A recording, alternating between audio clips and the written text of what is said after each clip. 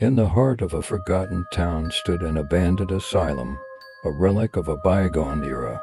Its walls, once white and sterile, were now stained with the passage of time and the echoes of its tormented past.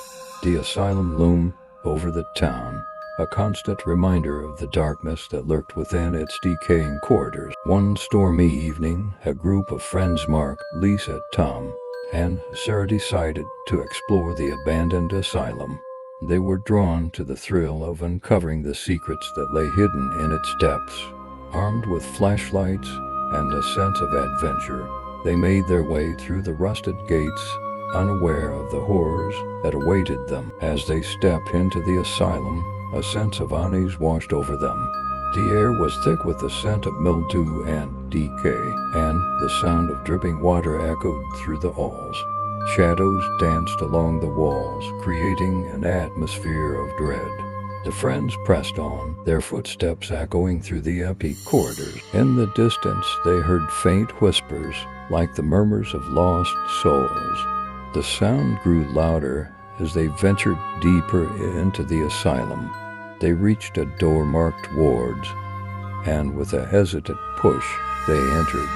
The room was filled with rows of rusted beds, their mattresses torn and stained. It was as if the spirits of the past were still confined to this place, unable to find peace. Sarah's flashlight flickered, and she felt a chill run down her spine. "Did you hear that?" she whispered, her voice trembling. The others nodded, their faces pale. They followed the sound to a nearby room where they found an old, broken mirror. The glass was cracked, and in its reflection they saw shadowy figures moving behind them. When they turned around, there was nothing there. "Let's keep moving," Mark said, trying to sound brave.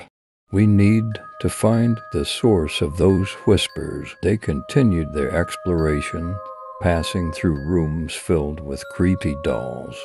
The dolls' eyes seemed to follow them, their cracked porcelain faces frozen in sinister expressions.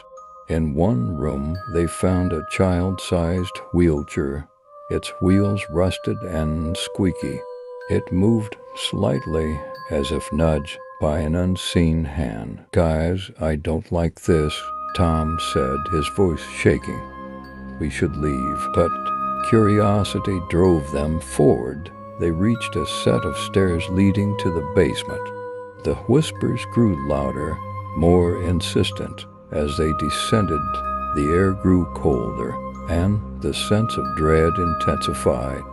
At the bottom, they found a room filled with ritualistic symbols and artifacts. Pentagrams were drawn on the walls, and strange altars stood in the corners. Lisa approached one of the altars, her flashlight illuminating a book bound in human skin. "This is some serious dark magic," she said, her voice barely above a whisper. Suddenly, the room was filled with a blinding light. When it faded, they found themselves in a dense, fog-covered forest. The asylum was nowhere to be seen. Twisted trees surrounded them, their branches like skeletal hands reaching out to grab them. Shadows moved among the trees, and the friends realized they were not alone. "Run," Mark shouted, and they sprinted through the forest, the fog making it hard to see. They stumbled upon an old, decrepit house. The door creaked open, and they had no choice but to enter. Inside, they found more ghostly apparitions, their faces twisted in agony. "We need to find a way out," Sarah said, her voice desperate. They continued to search the house, finding more mirrors that reflected distorted figures.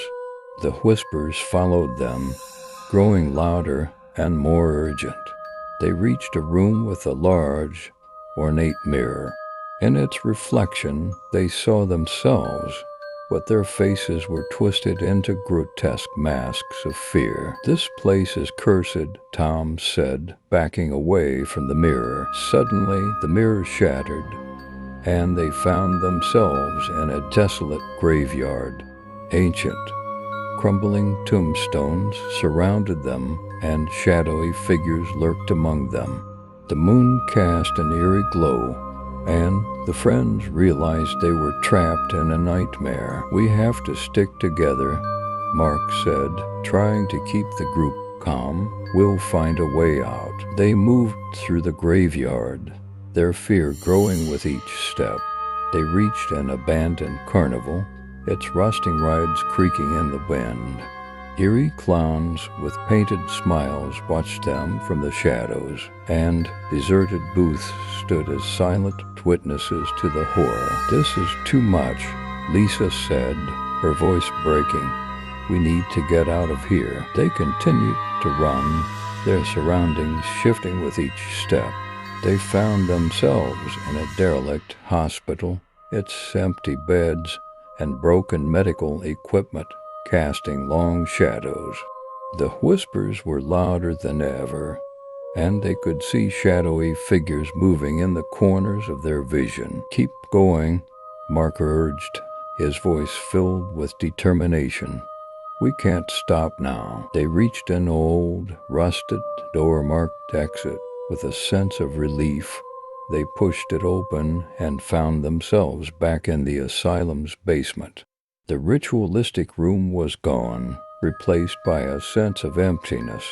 The whispers had stopped, and the shadows had retreated. "Did we make it?"